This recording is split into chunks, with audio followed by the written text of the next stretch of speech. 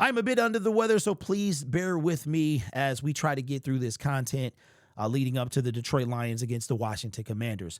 A game that the Detroit Lions should win. They have not lost 2 in a row in over 3 years. The last time they lost 2 in a row was all the way back in 2022 when the Lions started 1-6. And you guys probably don't remember, but you could have been one of the people questioning Dan Campbell and Brad Holmes, and maybe you wanted them fired.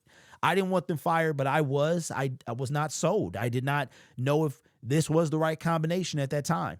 But they came out and fired Aubrey Pleasant. And then we came out and we have not lost 2 back-to-back regular season games in over 3 years. It's been over 1,000 days since that has happened. And I don't expect it to happen tomorrow either.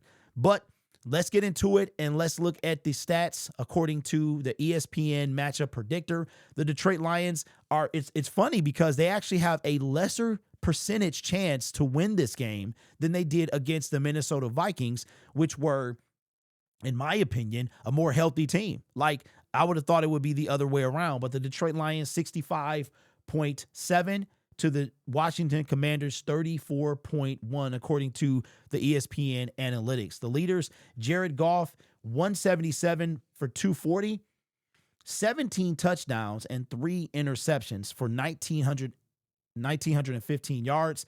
Passing, Jaden Daniels is out, but because he is the passing leader, they have him up there. We're going to skip him. If you're out, we're just going to skip over you. Jahmyr Gibbs, the leading rusher for the Detroit Lions, quiet day last week for both him and David Montgomery. 113 carries, 6 touchdowns with 551 yards. We've got Krosky Merritt, which is, he's kind of new to the Washington Commanders, meaning he's been there for a while, but he's not, they traded away Brian Taylor. You have 440 yards off 94 carries and 4 touchdowns. Amon-Ra St. Brown, no surprise there. Would like to see bigger numbers, man, but we'll get into Johnny Morton in this offense very soon. 59 receptions, 7 TDs for 635 yards. Receiving yards, Deebo Samuel. So Detroit Lions have Amon-Ra St. Brown that's crazy. He's got almost twice as many yards as the Washington Commanders leading receiver, 367. Remember, Terry McLaurin is probably going to be out, but we'll see that in a minute. 42 receptions for 3 touchdowns. Aiden Hutchinson, 7 sacks. I don't know why I thought he had 6. So he has 7.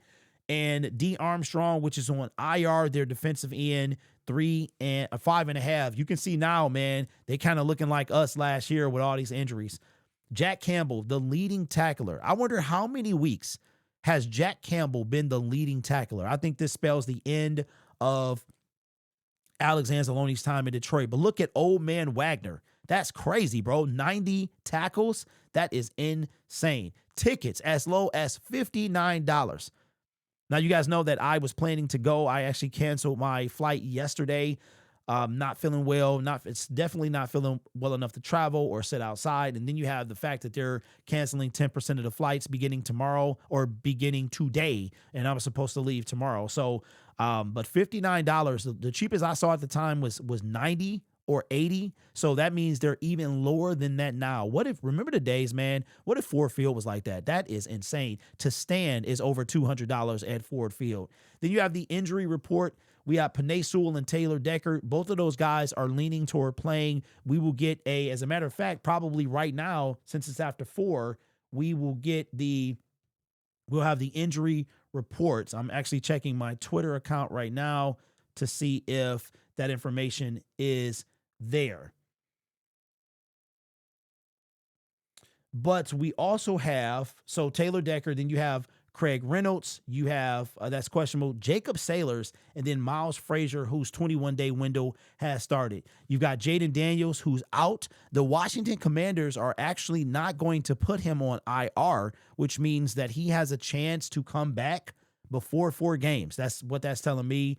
Or maybe they just want to save the slot. Then you have Eddie Goldman, Quan Martin, Trey Amos, and Tyler Owens, the safety.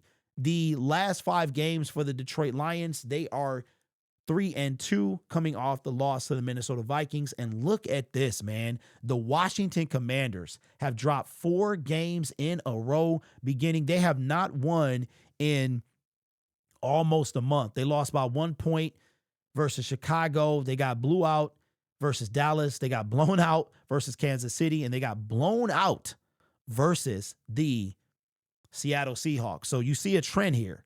You see a trend. If Johnny Morton can get this offense together, they should blow the Washington Commanders out. But it's a little, I'm a little leery to say that because I'm nervous about the potential of us laying a dud like we did yesterday. But now that we have, let me see, let's go over the ranking comparisons. And then the injury report did come out. It came out early, so we'll be able to bring that in and finalize those injuries. All right, so here are the Week 10 NFL ranking comparisons between the Detroit Lions and Washington Commanders.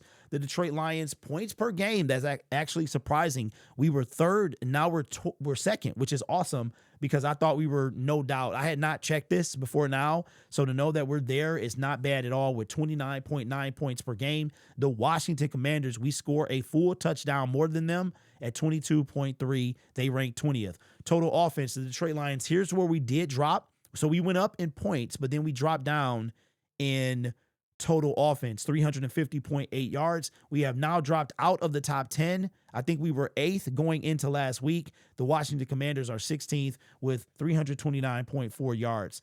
Rushing offense, we did drop by 5 yards, I believe it is. We stay in the top 10 with 125.1, which is 9th overall. And the Commanders are actually 4th with 139.9 yards. Passing offense, here's where we should be. We should have the advantage for sure.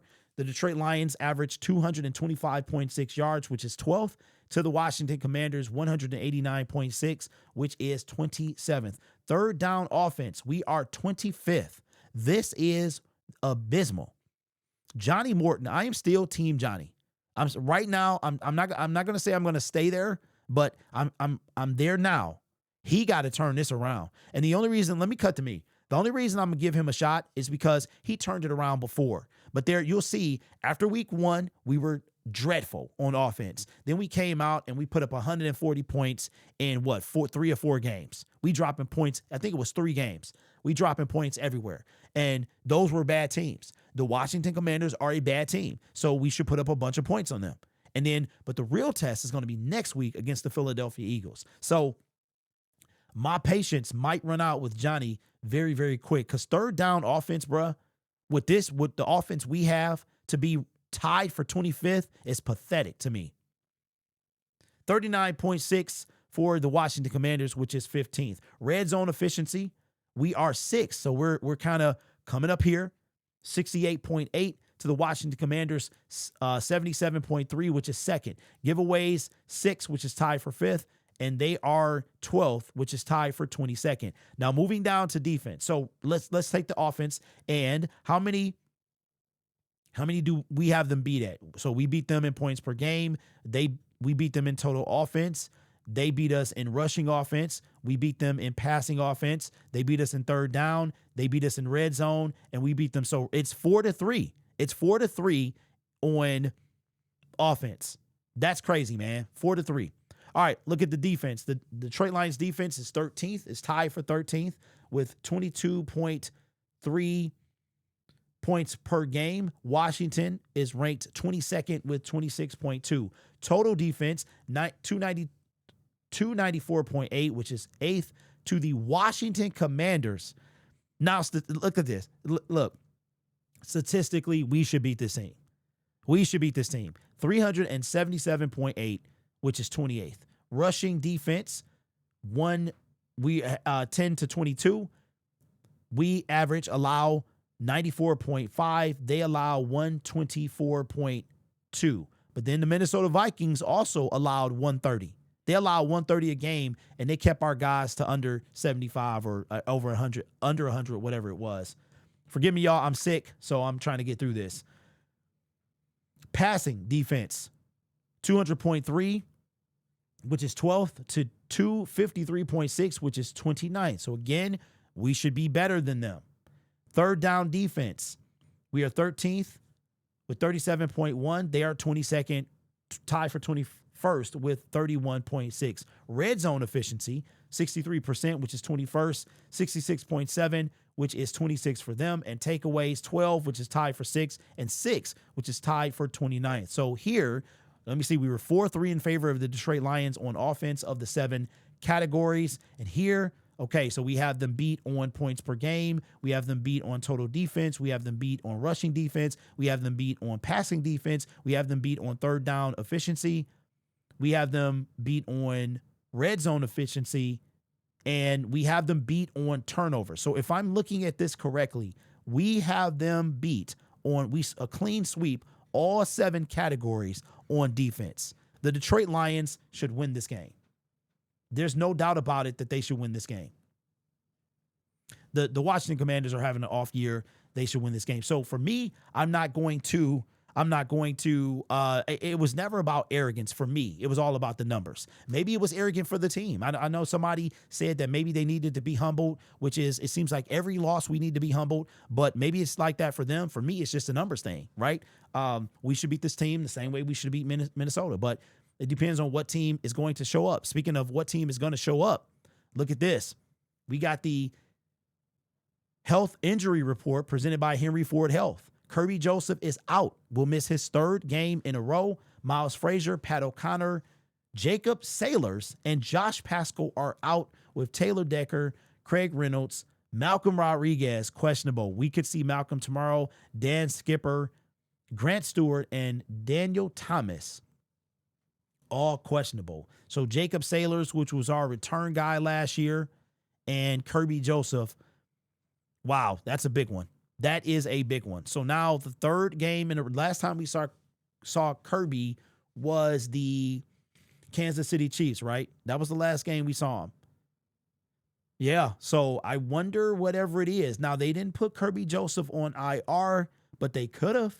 But again, you put him on IR, you burn the spot when he comes back, and you only have 8 of those per season. You get an additional 2 for the playoffs. So again, the Detroit Lions should win this game. No Jaden Daniels. You saw that we outranked them every defensive category of the 7 that we were provided. On offense, it's 4-3 in favor of the Detroit Lions. We haven't lost 2 games in a row in over 3 years, and I think that the team is going to feel some type of way. One thing I can say about Dan Campbell's team is they do feel some type of way after a loss, especially one that they shouldn't have lost. So I think that the Detroit Lions are going to win this game, and the question is John Morton going to get it together? Like, Dan Campbell was questioned in front of the media, and he gave, of course, what he gave, which is resounding kind of confidence that if things need to change, like, we will get this together. And I remember very vividly when we go back to 2022. It was 2022, right? No, it was 2021 when you had Anthony Lynn, and when we had to come in, Dan Campbell had to come in and take his place, right? He had to call the plays. And when Jared Goff was struggling and was like, "Oh, we're not going to pull him out yet," but he could be real close. That Dan Campbell will say what needs to be said. I think he believes in Johnny. I do. And I think that, but will Johnny turn it around? And Johnny might be the first one to go at the end of the season if the Lions miss out on the playoffs. But as you can see, we are 2nd in points per game and 11th in total offense. Right? So that is still a big deal. It's just the weapons that we have. Jamison Williams, getting him involved. Where's our 3rd wide receiver at? Getting the run game going. So is it more John Morton? Is it offensive line? Or is it a little bit of both? Put in the comments below. What percentage would you give the play calling? What percentage would you give the offensive line? Let me know your thoughts. We will be live streaming on Sunday. We're going to do it's the 425 game. So we're going to do everything we've usually been doing, which is the pregame tailgate for subscribers of a week or more. Then we'll do the live stream, which are subscribers, any subscriber. And then we're going to do the post-game show as well. All right. This channel is made possible by viewers, subscribers, and members just like you. It's because of your support I get to do what I do. You could be anywhere else on YouTube, but you choose to rock with me. You guys are awesome. Take care of yourself and each other. And as always, go Lions.